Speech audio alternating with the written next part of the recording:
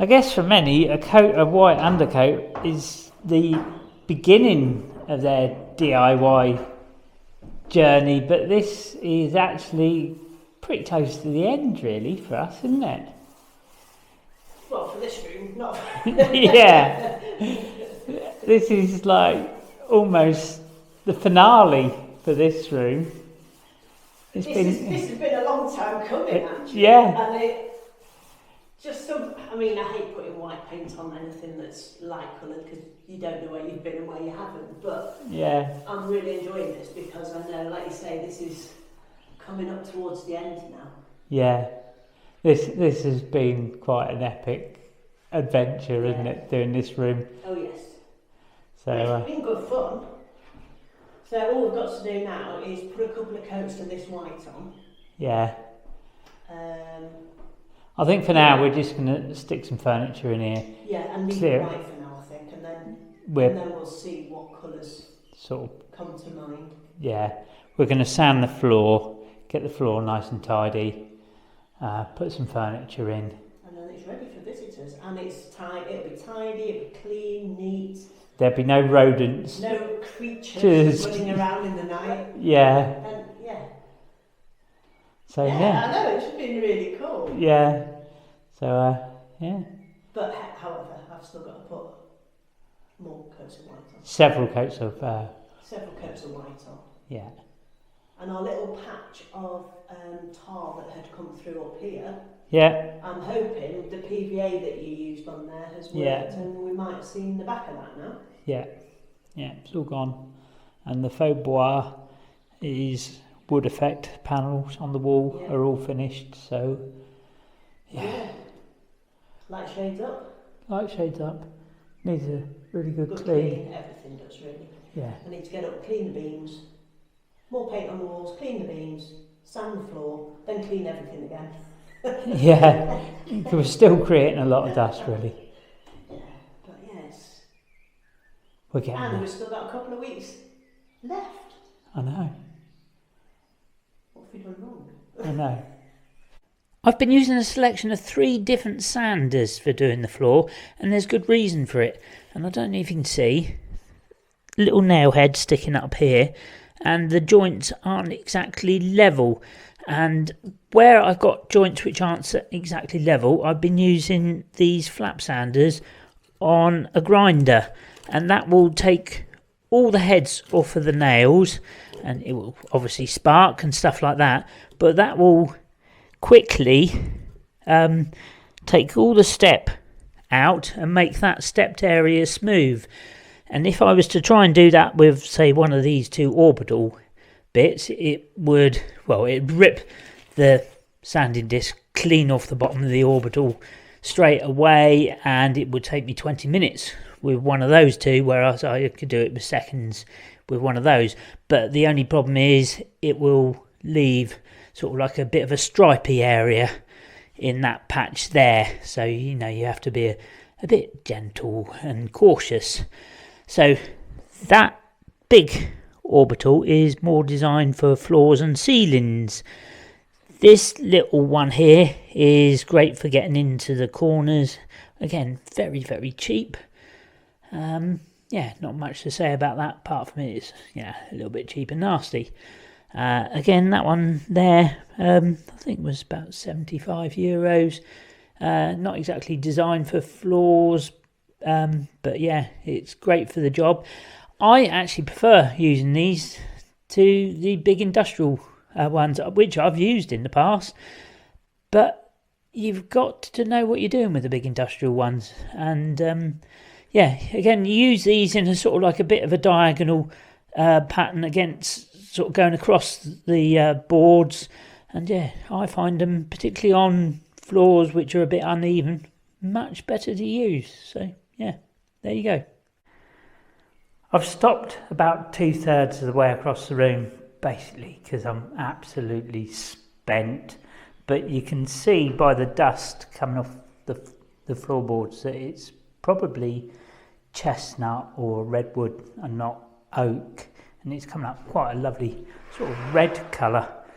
But what's interesting is, I don't know if you can see on some of these floorboards here, by the random stripes across the boards, that it's, well, very definitely hand sawn, and in some places the boards are probably cut with an axe or something like that. And also interesting is, as the beams come across the room, you can see shiny patches on the beams, on the boards, where, you know, obviously they're more supported than other boards. So yeah, it's quite interesting, really. You know, these boards have probably been down 150 years, and I didn't get in trouble with the wife because there's obviously quite a lot of dust on these bits of faux bois around the room. Just a little bit of dust? Well, I know you can't hardly notice it.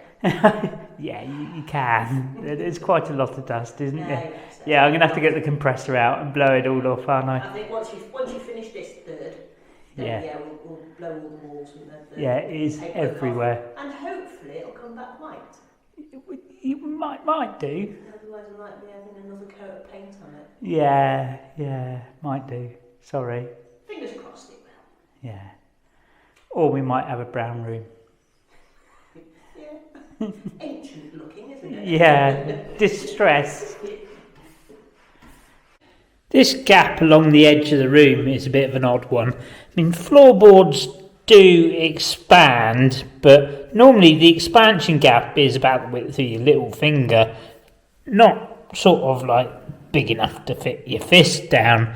We think there might have been a boiler or something on this wall, because I don't know if you can see, there are some little pipe cutouts, and there is also some holes over there in the corner of the room. So I went down to the cave and found a piece of oak. We think the floor is probably chestnut, and each floorboard is a random width. So I measured how thick the floorboards were. The thinnest floorboard is 26.5mm and the thickest one is 32. So that didn't help. So I got a bit of oak, which is 28, halfway there. And I'm going to use little shims to sort of like shim it up in the thinnest place. And I'm going to jam that in the gap. And it sits on a little shelf in the wall, and I'm going to whack it in, and that will fill the gap. I'll poke it right up to the end, and there's a bit of electrical conduit stopping it going right up to the end. There you go, that's the idea, and there'll be a bit of skirting board that sits on top of that as well. And hopefully that will look all right-ish. I've made up some skirting board out of MDF, and I've glued that to the wall with some map, and I'm going to make up a fresh batch of lime mortar to make that joint look a little bit neater. And I've got some plugs which are made up out of oak. I've made them up with me electric file, and I'm going to put them in these holes, which we think was probably left by a boiler or something like that. We don't know because it had long since departed. And I'm going to whack them in the holes with my mallet, and hopefully that'll go in there nice and tight with a bit of glue. And next job. I was just about to do some touching up of the lime mortar above the skirting board, and I've found Mandy's rubber gloves for doing the job, and obviously they're caked in lime mortar and stiff as a board, aren't they? And what would Lisa from Chateau de Montmagny say if she saw these? She would be very disappointed in my wife, wouldn't she? And and obviously the spray bottle is clogged, and the trowel is covered in lime mortar as well, so that probably needs a good sanding or something like that to get the plaster off, but you know, I'll persevere and carry on. So yeah, but North people, you know. yeah, I'll carry on and persevere. We've given the floor its first sand with 40 grit sandpaper, and it's come up a treat. Why on earth someone would put 3 or 4 layers of wood effect lino on top of this, we just can't fathom out. And Mandy's busy getting all the dust off the walls, and she broke her duster. But luckily, we found some duct tape to the rescue, and yeah, she's getting rid of all my muck off the walls. So I'm sort of in trouble, but not. I don't think we used enough another break. Yeah, I'm gonna have to go find more duct tape, aren't I? Oh yeah. Yeah, oopsie. Well, I think I'm just about done actually. Yeah, you can never have enough duct tape, can you? Never. So yeah, we're getting there. That's worked quite well actually. That's saved me having to put another coat of paint on everything. Yeah, it was quite amazing really, because the floor was quite undulating. Where I think I probably mentioned it's cut with an axe, and every plank on the floor is a different width, it's a different height. So it was really undulating all over. So what I've done, rather than get every plank the same height, I've just kind of smoothed and blended it out. So yeah, it's nice and smooth now, but not flat. I think it's a good description. But that's good, because that's natural. Yeah, it's got plenty of character now, isn't it? I mean, yeah. So I don't think you're ever going to get this floor flat as such. No, you have to take it up, which and put it through a planer or something. But yeah, it's nice and smooth. It's got bag loads of character. We did actually find, if I can find it, one tiny one tiny patch of woodworm. So just in front of the window. So that will get treated with xylophane. But yeah, it's a lovely floor. You might be able to hear by the strumming noises in the distance that we finally got a dry day, and what I've got to do now is put some cement around the gaps in the double glazing that we put in, because this is actually lime mortar and it's a little bit sort of like water absorbent, so I'm going to cement over the top of that. Sorry I didn't film that much of it, but our neighbour came round with some absolutely delicious gâteau, and I was on a bit of a sugar rush and I forgot to press record. But what I've done is, I don't know if you can see, there's some grooves here that match up with the outlets of the drainage holes, and there's some more as we go across.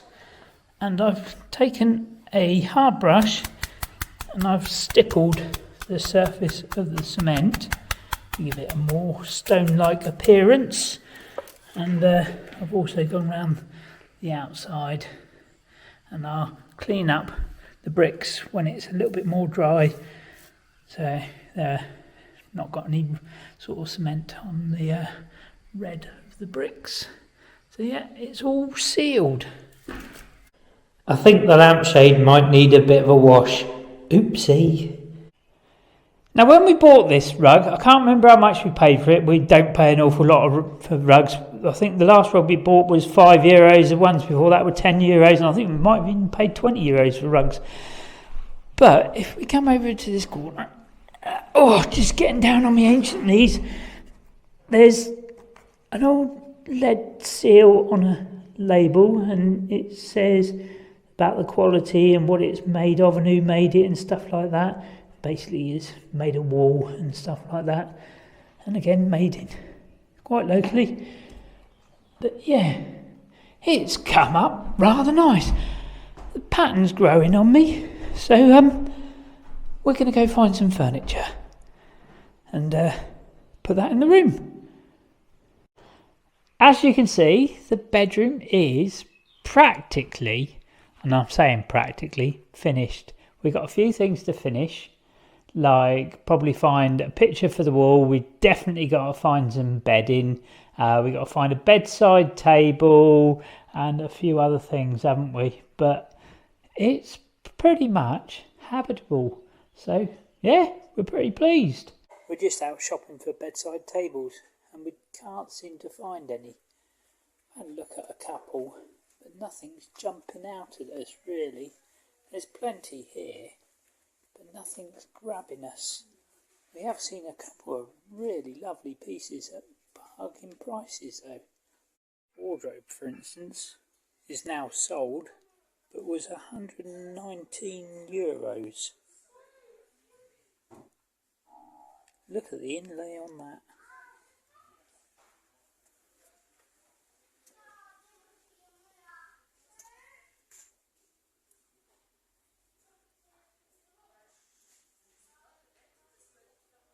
And the matching chest of drawers, this one's €400, also sold. We have found a cheap chair though. We think it's alright. Is it alright? Bouncy. Yeah, bouncy. That'll do you, won't it, love? That'll do me. Yeah, we'll take that. While we were in there, I bought a cheap lamp as well, but the only problem is it's got no inline switch to turn it on and off, so I'm going to have to rewire it, which is a bit of a pain, but I can do that. Right. Is that a breath, love? Yeah. I'm wearing a thick jumper. We're up a steep hill, probably, a mile or so outside Crozat, and you bought a heavy rug, a table, a picture, quite a lovely copper watering can, some quite probably old brass curtain tie backs and stuff, and now you want me to walk back to do, because we only actually managed 4 stalls, Yeah, about 4. and it's quite a large bricant. No, we'll say about 6 actually. Well, all right, mate. I did 4. You might have done 6 because I left you to it because I was left holding the stuff. Yeah, so you might. I'll give you. You done 6. Yeah. I'm glad we're not looking for anything. No. So yeah, we've got to do the rest of the sprawling bricants out in front of us, and maybe have some lunch. Yes, I think that's a good Yeah. idea. And I think you ought to take your jumper off as well. Yeah, because I'm rather warm now. Not surprising. Yeah, so there might be some lovely goodies. Yes. Right. The brass curtain tie backs will eventually go there, but I'm going to have to make some sort of mounting brackets to hold them on. The mirror is up, and we found a little bedside table to go there.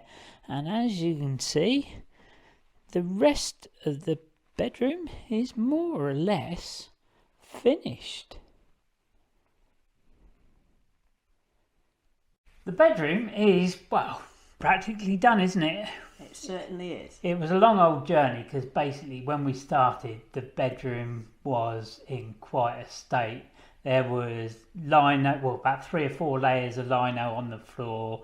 The ceiling, it had wallpaper on it, and it did. And underneath the wallpaper, the beams were broken and collapsing. There was a rodent infestation in there. Yeah. Still not quite sure what it was, but it stunk. There were insects and bees coming in through the wall, and the wall was actually collapsing. There were fumes coming in through the old chimney. Old chimney, and that was collapsing and stuff like that. So, yeah, it was. This room was in quite a state, really. Because for me as well, when we first moved here, this was the bedroom we slept in.